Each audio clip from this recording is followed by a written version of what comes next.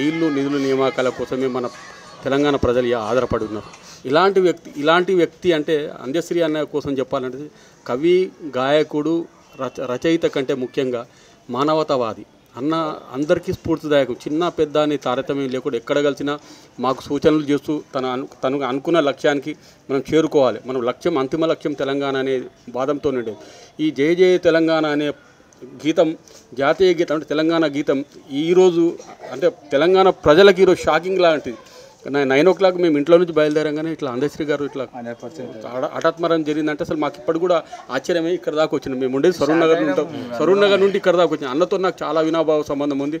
అన్న నాకు ఎక్కడ ఏ మూమెంట్లో కలిసినా తమ్ముడు ఇట్లా చేయాలి తమ్ముడు అని నా పేరుతో, నా ఇంటి కుటుంబ సభ్యుల పేరుతో పిలిచే వ్యక్తి అందశ్రీ గారు.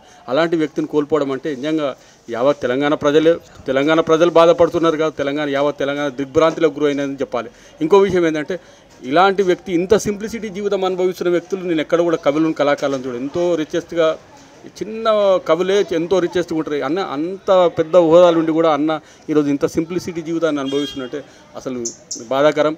తెలంగాణ ఉద్యమకారుల పక్షాన అన్నకు ప్రగాఢ సంతాపం తెలియజేస్తున్నాం. అన్న ఎట్లా ఉండేది అందశ్రీ గారు అందరితోని, తెలంగాణ ఉద్యమ కళాకారులు కావచ్చు,